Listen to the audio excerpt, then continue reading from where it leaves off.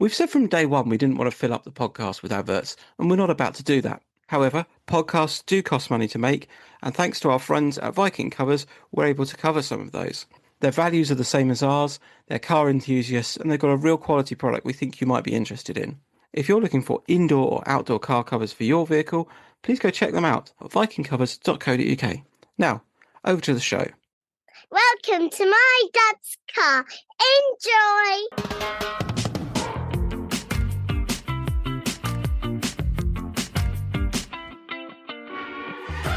Welcome to My Dad's Car, a podcast discussing our personal relationship with automotive nostalgia. And you know what?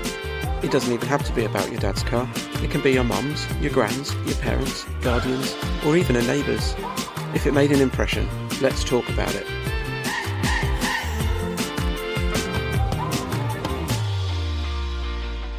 Hello. Hi, chaps. Hello. How you doing? You all right? Yeah, good. Yourself? Yeah, we're good, thank you. Nice to meet you, Andy, as well, because we haven't touched base yet. How you doing, Greg? You all right? All good. You? Yes, we're good, thank you. Excellent. And John, nice to meet you as well. How's it going? Yeah, nice to meet you both. Hi, John. Nice to meet you. How are you? A four-piece? Yeah, indeed. We'll, Never seen the like. Yeah, we're really excited to be on. Thanks for having us. Yeah, cool. So for the benefit of the tape, we're joined by Greg and Adam from Viking Covers, who are our sponsor, which is great news. Both of these gentlemen are directors at Viking Covers, and if you're after interior or exterior car covers, they are the people to speak to.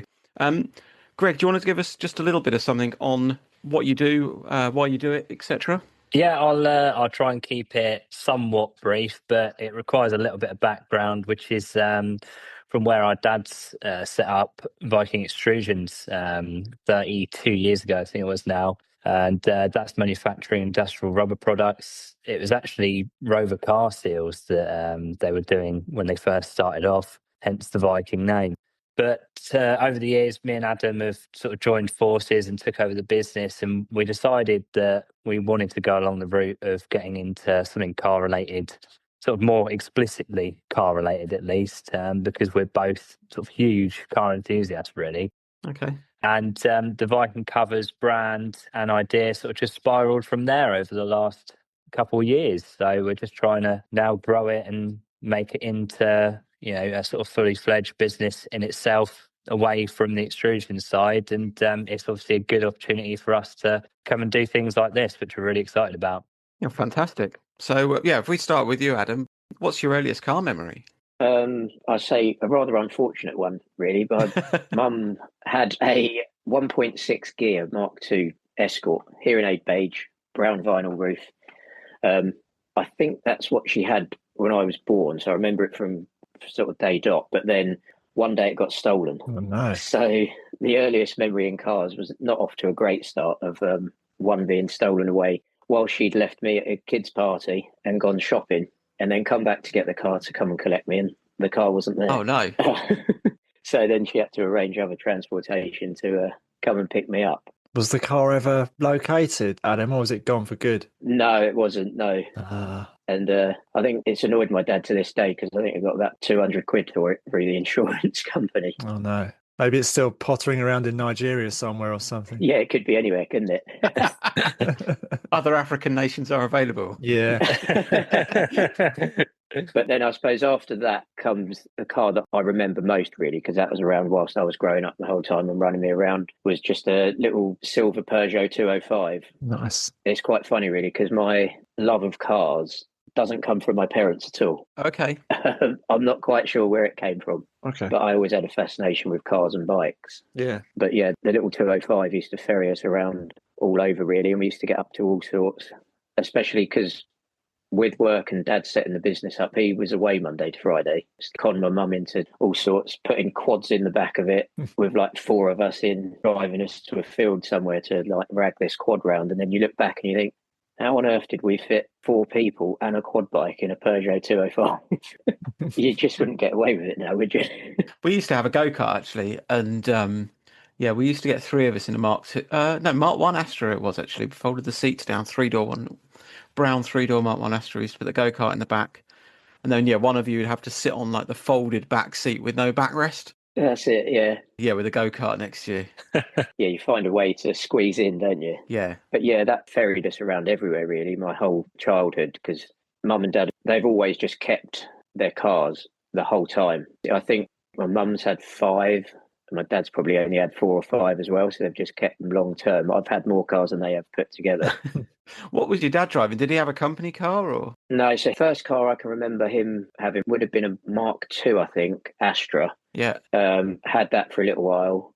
And then when I was quite young, so again, with the one I remember most, he then turned to Audi. So he had an Audi 80 Yeah. and had that for quite a while. Then he switched to a Ford Mondeo. I think that was a company car for a bit. Okay. That was when Dad and Pete put the cars as company cars for a bit. But Greg will shed some light on a more interesting side of a car habit from his dad when we get to him. But then they quickly pulled them back out of being company cars. And then he went to another Audi A4, just 1.9 TDI. Yeah. So now another Audi A4 S-Line this time in diesel. And that's it up to this day. This is what he's had. He's had the last one for about 12 years, I think. Impressive. Is he a car guy, your dad? No, not at all. Mum or dad just have no interest. His vehicles are immaculate, very well cared for, washed, cleaned. He looks after them, but it's not a passion or a hobby. Yeah. They've always just been used as a tool to get around in, really. You must be quite meticulous on the servicing of said cars, though. If they're going on forever and ever, you must be. Yeah, he's never scrimped on servicing them or looking after them. He always wants to try and get them as far as he can. I remember the first A4, he was absolutely gutted because he wanted to get it to 200,000 miles. Oh, okay. It got to about 185 and the head gasket went. Oh, no. So it wasn't really worth repairing it. And he was like, I wanted to get to 200. So yeah, he just drives them until they're sort of past it, really, and then replaces them. Sounds like the sort of chap that's had the same pair of shoes for 30 or 40 years, just reheals them That's it, yeah. again and again and again. Comfortable pair. I'm pretty sure the battery lasted 10 years on his current A4, didn't it, before he replaced it? Yeah. He has this amazing ability to just make parts last twice as long as they should. Wow. Yeah, like brake pads, he never seemed to have them change or anything. But it was mainly just motorway miles. So it was all long distance, no short journeys, really, which I think helped him last. That's always a classic on the old Auto Trader ads, isn't it? X amount of miles, mainly motorway. Yeah, that's it. Not under stress. Fantastic. And yeah, Mum's migrated to Audis now as well. She's had two TTs, so they're both stuck on the Audi brand. That's a bit of a car person's car, though, isn't it? A TT, I would say. Yeah, the TTs are more that way than the 205. I think there was a 206 in between as well. So Peugeot, Audi. Have you had any influence on it as a car person yourself? Are you able to kind of lean on them a little bit and sort of influence that? No, I've tried. Dad always had a lifetime ambition to own an Aston, and he's fortunate enough to have got him into a position where he could afford one now. And I keep trying to push him into getting a V8 Vantage, but he said he's too old and he's not interested now, so he won't do it. So I've been trying for 2 or 3 years to force him into it, even if it just sits on the drive for him to look at. But he's more interested in push bikes than cars. Yeah, different podcast. Yeah. But Greg's dad's had a colourful line of cars. He'll have a few more interesting stories, I'm sure. I've driven one of them, actually, but I won't give the game away on what it was. Okay, well, yeah, the floor is yours, Greg. You've been set up here. Yeah. What's your earliest car memory, sir? Probably feeling very ill in the back of Dad's RS4 as a child. I remember distinctly always asking Mum, I said, my cousin used to live just around the corner from us. I said, Mum, why can't we have a big garden like them? And it was always, well, your dad likes spending money on cars more than he does houses. As a kid, I remember being, oh, yeah, I'd love to garden, but I'm really grateful now I'm older that I've sort of got to have those car experiences. But, does that mean you had a massive garden, Adam? Sorry, I'm just jumping in there. No. Like 6 acres. It's not a farm. No, I didn't. Just a standard sized garden. Sorry, Greg. No. But yeah, it's one of those things where it's a weird one with Audi because I feel as though, they're obviously a massive brand now, and even in the early 2000s, they were, relatively well known. But unlike BMW, they're still sort of making their mark on the world, I think. And when the B5 RS4 came out, I mean, as a kid, I didn't really know much about it, but all I knew it was it's fast, and I felt ill in the back of it, and usually be out cleaning the wheels because Dad could never be bothered to do the multi-spokes. He'd sort of give me a little bit of pocket money to get all the brake dust off them for him. Okay. But it's been an interesting childhood growing up around so many cars. My dad's brother, so my uncle on his side, he had a Series 2 E-Type. He kept that for 42 years, and he only sold it, I think it was last year or the year before. Oh, wow. Just because he drove it 5 miles, and that was to the MOT station and back. And still to that day, he MOT'd it every year, unbelievably. So what a car that was. But I've sort of been weirdly similar to Adam, growing up in a sort of Audi-oriented family. So Dad went through the B5, then onto the B7 RS4, then he got a C6 RS6 with the V10. That was a monster. Then he went to the C7 RS6. Then he went C63. And then obviously past that point, sort of when I was getting a bit older, so things change past then, don't they? But all growing up, always amazing sort of cars, really. Very exciting to be around. But again, massive influence on me. I think the only thing is that all of these cars are a fortune, or cost a fortune to run and maintain, don't they? That's the trouble. Yeah. Do you remember the first car that you thought, actually, this is a cool car? Like when with say the first RS4, did you realise kind of its position maybe in kind of car hierarchy as it being kind of a cool car, or was it sort of later in the years when you sort of look back on that and go, actually, yeah, that was kind of a pretty hefty family car? Yeah, I mean, that's a really good question, to be fair. At the time, no. But then I'm not sure. It's hard for me to reflect because I was so young at the time. I don't know who would have really noticed that RS4 back then.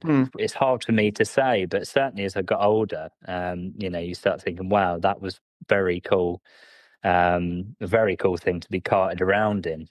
Mum wasn't quite so lucky. I think she got a Vauxhall Signum, as far as I recall. Okay. I remember having lots of hatches in there and cubby holes, which as a child was enough to keep me occupied. But yeah, still perhaps not exciting to be driven around in as the Audi. Small garden and a Vauxhall, it's tough, isn't it? And car sickness. Yeah. Yeah, and the car sickness. Yeah, it was worth it. It was worth it for the Audis. But my uncle was a big influence as well. Like I said, he done a lot of restoration himself. So he had a lot of classics. He had an Audi 80 Sport as well in white, which I remember being really cool. Then a Sunbeam Rapier that he restored from scratch. Some really interesting bits. But again, things that perhaps when I was younger I didn't recognise so much. But the E-Type will forever be the one sort of burnt into my memory, just because, going to car shows and things, he'd have me under there polishing exhausts and bits and pieces like that.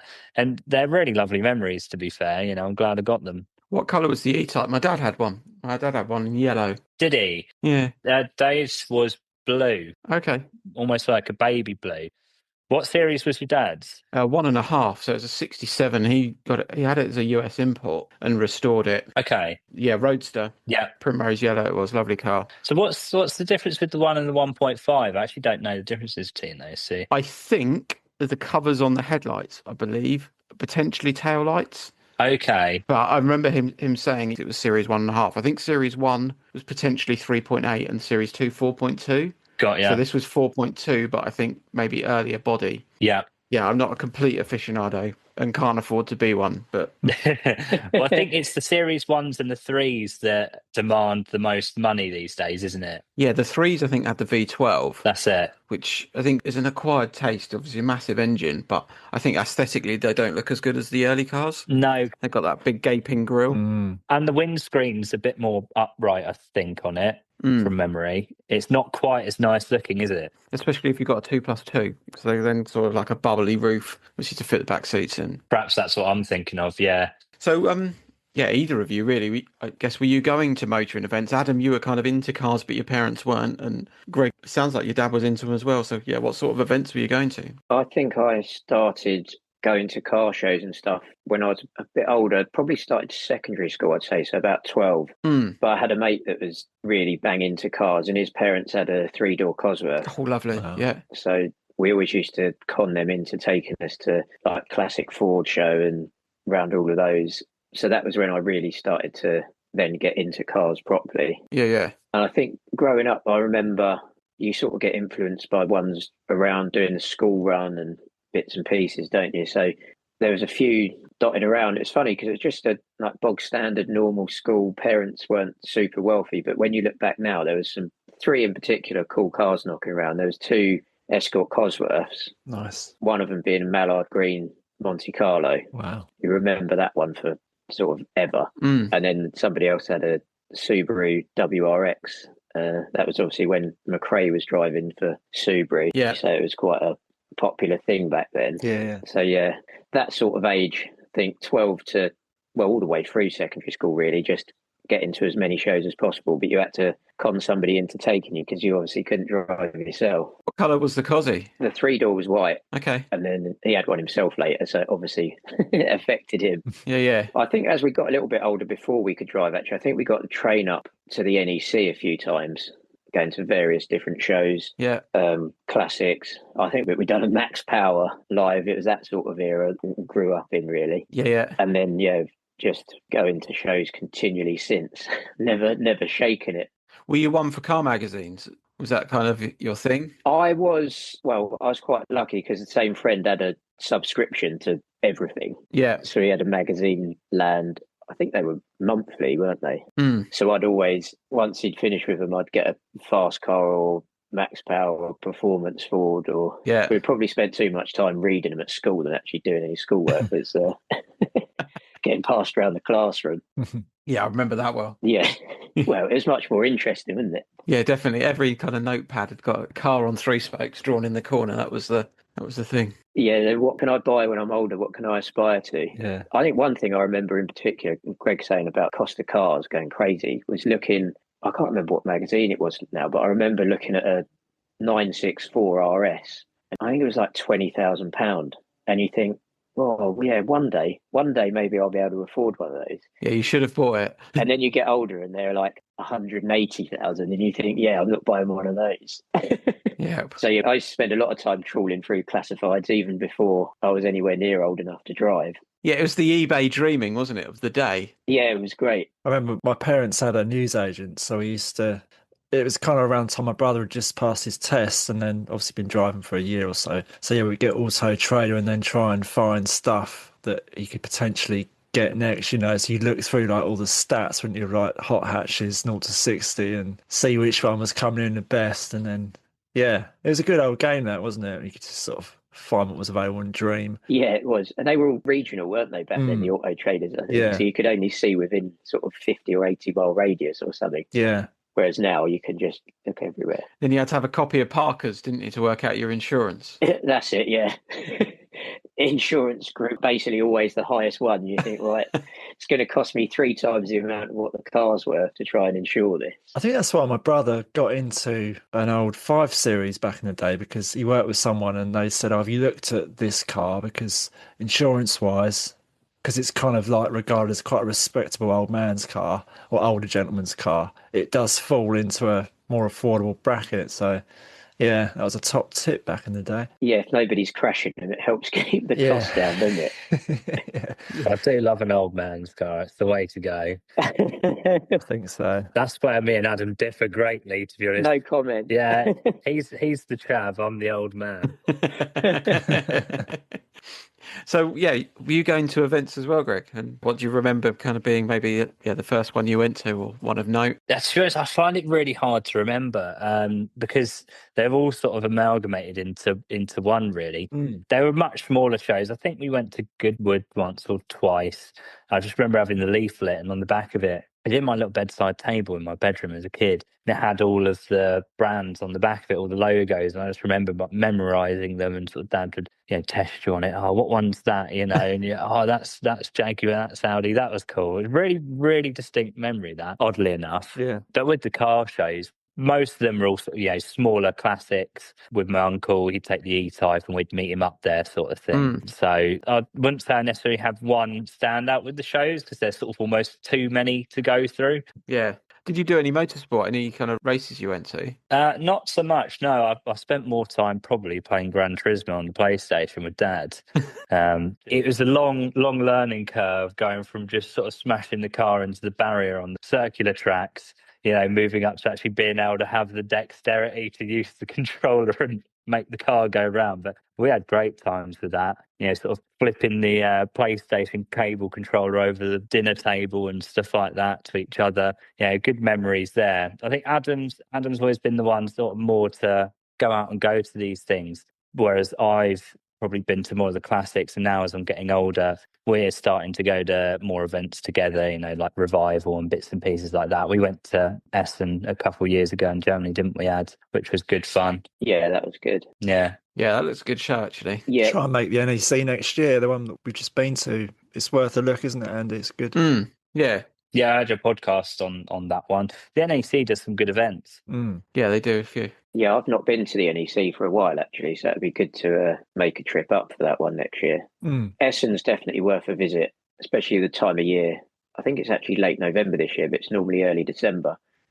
Short hop on a flight, and then you got the car show in the day, and then Christmas markets and stuff in the evening. So it's a little bit different to your normal atmosphere at a car show. They make a weekend of it. And it was huge. And cold. Take a coat.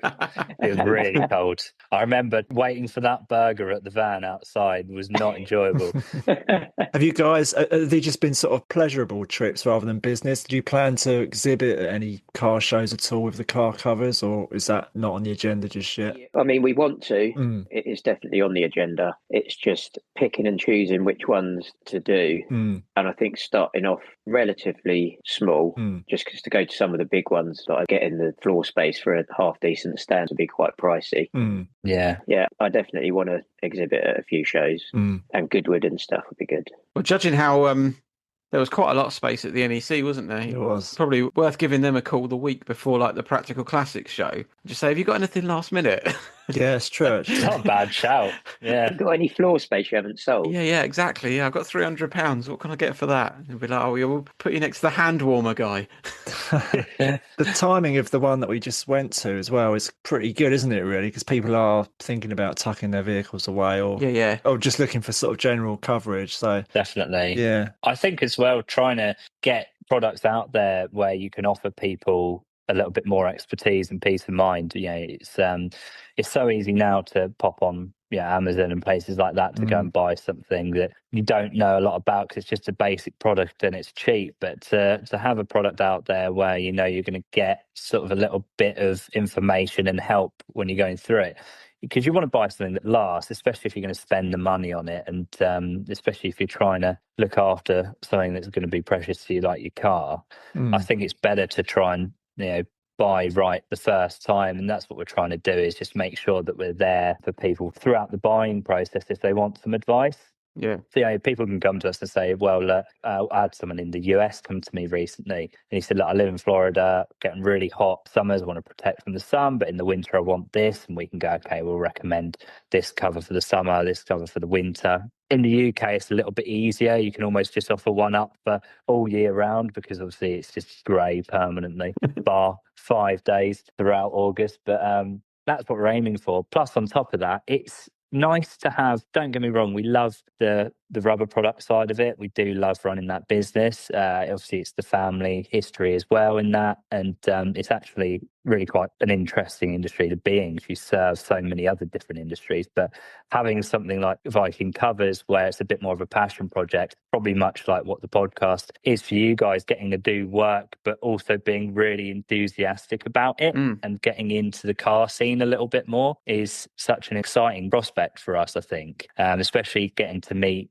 more and more people as well, like yourselves. It's going to be fun, I think. Yeah, fantastic. Are there any vehicles from your history, I guess, your parents had, or maybe neighbours or teachers at school had, that you think, actually, I quite fancy getting into one of those? Or maybe you have done that already? Well, yeah, Adam always makes fun of me for that, because I bought myself a B7 RS4. I think it was last year or the year before. And I remember my dad saying to me, he said, Greg, you're stupid, don't do that. You might be able to afford to buy it, but it'll cost you a fortune. I said, no, it won't, Dad. And I tell you what, every time I don't listen to him, it burns me, because I owned it for about 9 months. And it just went wrong. Oh, no. 3 months in, came out the garage for about a month after that. And eventually I sold it because it's still having problems. So Adam jokingly calls me the lemon catcher now because it seems to be every German car I touch goes catastrophically wrong. So I might have to explore other brands, I think. You need to go and spend some time with Adam's dad, I think. Yeah. See what his secrets are. Yeah. You're doing it all wrong. Getting overexcited and rushing into buying the first one was the first mistake, I reckon. Yeah, he tried to stop me. I said to Greg, when he said he was going to do it, I said, right, when you're going to go and look at one, give me a call and we'll go look at it together. I said, because if you're anything like me, you'll get blindsided and you'll just buy it. And about a week later, he rang me up. He was like, I've got a B7 RS4. I was like, what, you've bought it? Oh, no. I was like, I thought I was going with you to look at it. And yeah, like you said, it went a little bit pear-shaped. So, consumer advice, what did you replace it with? What did I replace it with? I'm trying to think now. Oh, a van. Wow. There we go, ladies and gentlemen. Yeah. I gave up. I gave up temporarily. Did you not have the Lexus after? Was that before? That was before, yeah. Yeah. Was it? I can't remember now. I mean, I have decided that I think Dad's right. Lexus is the way forward because at least it can't go wrong. I think it's literally impossible for Lexus to go wrong. Yeah. Rather boring for the most part, unless you get one of the V8 models. But yeah, I've just been driving around in the van for the last couple of years. In a bright blue ex-British Gas Caddy. Nice. And you know what? I quite like it. Adam's got a more exciting garage than me at the moment. Well, I think I must have been corrupted by that early hearing aid Beige Mk2 Escort because that's what I've got. Okay. Heavily modified and without the vinyl roof. But it's started off life as a 1.3L left hooker from Holland, and it's been converted to right-hand drive, and it's now running a 415 horsepower Cosy engine. Wow. Sheesh. I think I combined the Escort Cosworth, seeing them at school, and the Mk2 Escort from the early years of my life, and put it all into one package. Where did you source that at? I know you said you got it from Holland, but whereabout? Was that just online? You've seen this, or? No, I've got a good friend that modifies cars, actually. He's got his own small business called Xanto Sport, and it was one of his cars. Okay. But he just moved house and he was building his workshop. And unfortunately for him, unfortunately for me, he needed to sell the car to fund the workshop project. Fair enough. And he was selling it just as a rolling shell without the engine, which is what made it affordable, really, because the prices had already gone through the roof. I bought it off him in 2018, and I sort of knew him a little bit before, but not too much. And we've become good mates since. And yeah, he's done me lots of favours putting that thing together. Nice. It's been together apart. It's just gone back together again now. Hopefully it will stay together for the foreseeable. It's actually still up with him at the moment and due to land back with me in the next week or so. Oh, fantastic. Is 450 horsepower in a Mk2 Escort more reliable than a B7 RS4? Oh, yeah, definitely. So far. Well, bar Goodwood's story last year. Yeah, that's it. Yeah, well, it's running on when I bought the engine, it made 450 on the jig. Its high boost setting now is 415, which on 13-inch wheels is ample, probably. I mean, it's got a low boost setting of 300 and a high boost of 415. 300 sounds pretty sensible, doesn't it, to be fair? Otherwise, you're just going to see barriers and trees, aren't you? That's Yeah, well, I think it was running about 330 when it was just on like one map, and Greg drove it at that. And yeah, it's pretty lively at that. So the high boost setting probably won't get used very often. I guess from a sort of a crossover point of view, that's ripe for taking like Players Classic, isn't it, or retro rides, which maybe you can do. Yeah. You could take Viking covers too as well and do a bit of a crossover. Yeah, that's what we want to do. I think. I mean, Players Classic. I think I've been to every one bar the first one. Okay. And the Mark II's been at a few of them. Hasn't been for the last year or so, obviously, because it's been off the road. But I think actually it broke down the way back from Players Classic June 23. That was when it was last on the road. Yeah. But yeah, that's always one of the shows that's first on the calendar for me, to be fair. So yeah, if we could try and do something there, that would be good. We had Jay from Players on, actually. Can't remember how long ago it was, about a year or so. Really nice guy. Yeah, he's a good bloke, isn't he, Jay? I know him, but not like really well. But yeah, he's a good bloke. Yeah. His dad had Skodas, which were really embarrassing. That was kind of my memory from that. Oh, did he? I think his dad was a policeman. I think so, yeah. The fact he was a copper, he was living in Essex and he drove Skodas, I think was kind of a bit of a killer. But... Yeah. I'm surprised that's legal in Essex. Come on, it's got to be a Ford. Yeah. But yeah, he's had a more colourful car history since then as well. Oh yeah, absolutely. Yeah, he's got some very cool cars. So yeah, you've got the Mk2 Escort, which influenced by that car. Yeah, that's it. It's funny how it's gone full circle, really, because same colour, same model, just with a heavily modified engine in it. One of our favourite questions: do you recall kind of music from in the car when you were a kid, and what were your parents listening to? That's a great question. That is, Ad. I love that. That is a good question. Yeah, I don't remember. Dad would always have like Prince on or something like that, but then he had quite an eclectic taste in music, I suppose. So he'd go from Prince to Bjork to something random. Okay. I don't really remember Mum having music on really too much in the car. I think she probably did, but we were probably always up to no good and getting told off or something to remember what music was playing. But yeah, Dad did always have music on, but it was that sort of taste. Yeah, fair enough. How about you, Greg? Oh, I know exactly my answer to this. As soon as you asked it, I thought, I love that. So Mark Knopfler's solo album, Sailing to Philadelphia, every time when the first track comes on, I can play that whole album through on every journey because I just remember Dad playing it. So he's from Leicester originally. And every time we go up to see my uncle, again, car memories, going to see him, always been excited to go and see what cars he had in the garage and on the drives. He'd always been changing them out.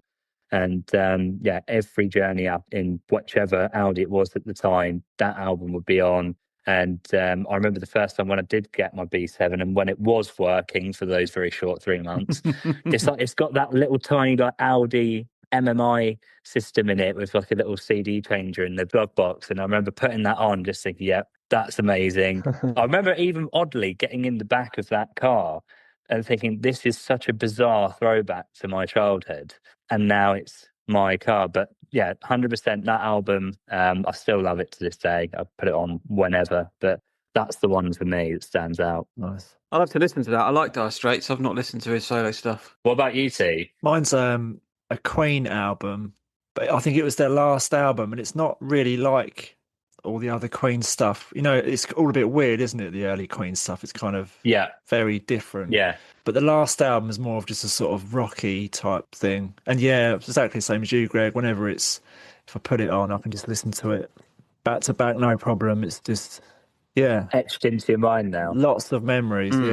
Yeah. The Miracle, I think it's called. Okay. How about you, Andy?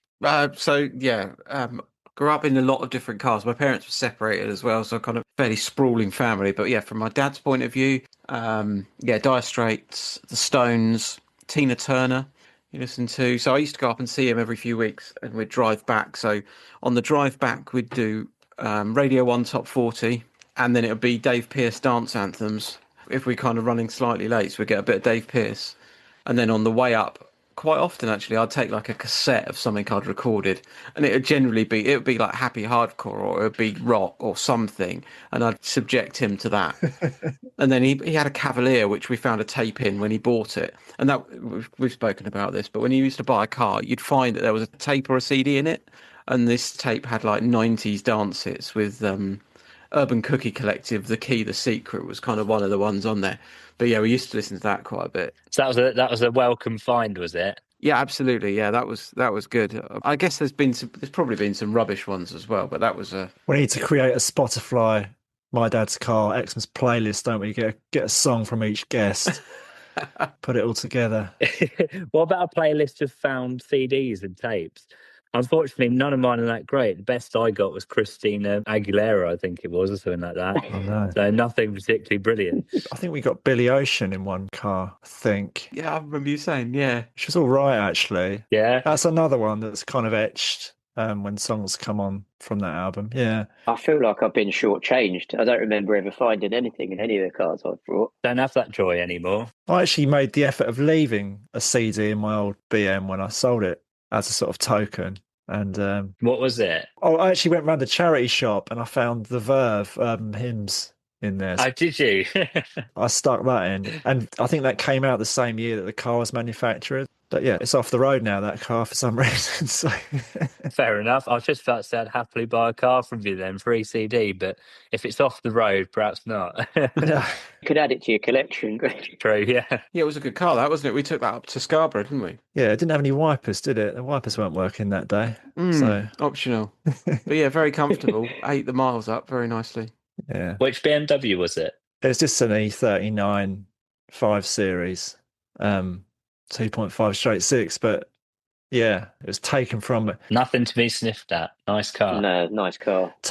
me by the Mayor of London, unfortunately. Yeah.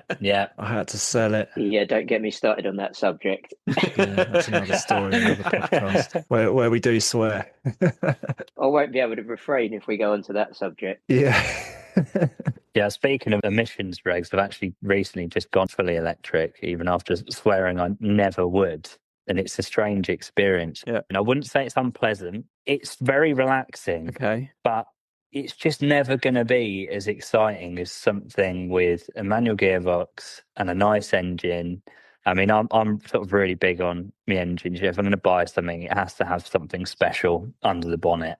You know, sort of other people go for handling and things like that. I'm quite happy to cruise as long as I've got a nice engine to listen to. So you take that away from a car, you're losing so much, aren't you? I think the engine note, yeah. I think I've said before that I don't really care about going fast, but if it makes a nice noise, then yeah, it just makes a lot of difference. Yeah. And yeah, you're right. You're never going to get that, are you, with electric, unless they invent some sort of strange way of giving an engine note out of an electric vehicle, which probably not going to happen. Well, it's basically a speaker, isn't it? I think some electric cars have it. Yeah, they do. Yeah. But I think it's still. Just get your wife to do it next year.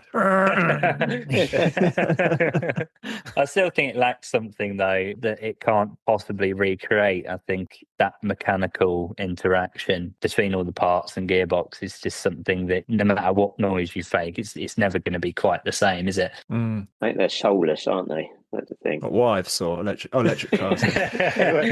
Electric cars. I'll be in trouble for that, actually. It's an extension of modern cars anyway, though, isn't it? Because there are a lot of sort of very vanilla cars which are a miserable driving experience with a petrol engine. So True. you add an electric engine into it, and yeah, you've not even got the joy of a proper engine. Yeah, you're removed because it sort of handles like jelly, and you can't tell how fast you're going anyway. And then you add into the fact that it just sort of takes off like a train. And Oddly enough, I think it actually adds a level of luxury to the most basic cars, because without the noise of some horrible little 4 or 3 cylinder diesel in the background, I think it's actually more pleasant. Yeah, I'm not all against electrics. I think for something like that, yeah, someone said to me, would you rather cart around in I don't know, I'm trying to think of a new example now, a Toyota Aygo at 70 miles an hour on the M25 or a Nissan Leaf? You know, I'd pick the Leaf every time. But if someone said, would you rather have a... Nice pun. if someone said, would you rather a RS6 or a Taycan, you know, a RS6 every day, of course. I always, when I see electric cars, particularly on the motorway, it always makes me a bit nervous, because you do know that they've pretty much got instant speed when they need it. They can just go like bang. So you never quite know what's going to happen anymore when you're kind of approaching to overtake. Are they going to come out or... Yeah. So whenever I see those number plates with the little green bits on, I just sort of think, oh, driver beware. Yeah, what's going to happen? But steer clear. Well, yeah, thank you very much, guys. It's been kind of good to chat to you, and yeah, hear some of those memories and kind of find out what's obviously inspired you really to create Viking covers and push forward with sort of a passion project to help other owners, I suppose, kind of look after their cars a bit better. Absolutely. Yeah, no, thank you for having us on. It's much appreciated. It's really nice to come on and chat. Yeah, thank you both. Good to meet you both, Yeah, really good to meet you both. It'd be good to meet in person, wouldn't it, at some point? Yeah, I have to go to a show or something. And Yeah, would definitely like to organise that. Absolutely. Yeah, if you know of any caddy shows, we'll meet you at a blue caddy van show. Some sort of British gas specialist event. I'll tell you what, I might get that organised. Some boiler event. We take your old combi along, have it looked at. I can think of the perfect spot in Sussex right now for that. Excellent. I'll bring the dogs. So, yeah, thank you very much. Yeah, once again, appreciate you coming on board and supporting what we do. and just helping us to take it to the next level, really. So, yeah, thank you very much. No problem at all. Yeah, so we're excited to be involved. So it's really good. Thank you, guys. Cheers. Cheers, guys. Take care. Cheers. Bye-bye. Bye. Bye-bye. Cool. There we go. Our first 4. Yeah, well, it wasn't too bad, really, was it? No, I guess, what we didn't do is sort of dive into more detail, but obviously the fact they've got a history going back from childhood kind of really helps. Yeah. I guess it sounds a similar sort of friendship between their parents, doesn't it? And then it's just gone down through the next generation, which is quite nice. Yeah, absolutely. Yeah, some good stories in there. Obviously, Beige Mk2 Escort, which Adam's now kind of got himself. Yeah, Greg dabbled with the RS4 after his dad having one. So I saw an A4 on the road earlier today, actually, and obviously now it looks quite dated, but when it came out, it was a bit of a game changer, really, wasn't it, from memory? I think it's the first sort of really rounded Audi, wasn't it, as well? And they did the 80, didn't they? And then they did the 80, was it an S2, which was sort of the RS4 runner, or the RS2 maybe? The whole sort of touring car thing kind of... That's right. Probably took it to the next level, didn't it? And then, because like Greg said, Audis weren't necessarily real popular vehicles back then, were they? Whereas all of a sudden they did sort of boom early 2000s. Yeah, they did I think it was Frank Beeler, and I can't remember who the other driver was, but they did really well, didn't they? And they were four-wheel drive, weren't they? They're Quattro, which, apart from like the 80s Quattro, like the Coupe, etc., I guess you wouldn't really think about having a four-wheel drive unless you were like a farmer or whatever, but I guess that paved the way maybe for, I suppose, Subaru in the rally scene. That's funny, isn't it? On the old sort of car magazine programs, it would have been old Top Gear. I mean, old Top Gear. If there was a 4x4 vehicle, they'd always have to take it onto a field, wouldn't they? Or drive it over some cobbles and see how it really lives up to sort of tough terrain. It's peculiar, isn't it, really? I guess now we don't really think about it, but I suppose there was a bit of maybe there was a fear for people that if you bought a four-wheel drive just for pottering around in, that you were over-engineering things, you were going to spend more money on tyres and wear and tear and all the rest. But, I guess, they've done pretty well out of it, haven't they, Audi? So Yeah, not too bad. And ideal for the performance model, so the S4s and RS4s. If you want to get that power down, then... that's the way to do it. Yeah. So enjoyed that conversation. As we've said many times, thank you very much to Viking Covers for coming on board and supporting what we do. And until the next one, John, thank you very much. Thank you. Wrap this up. Roll the credits. Thank you for listening to my dad's car. I hope you enjoyed the show. Please support us. Buy us a coffee and subscribe. And tell all your friends.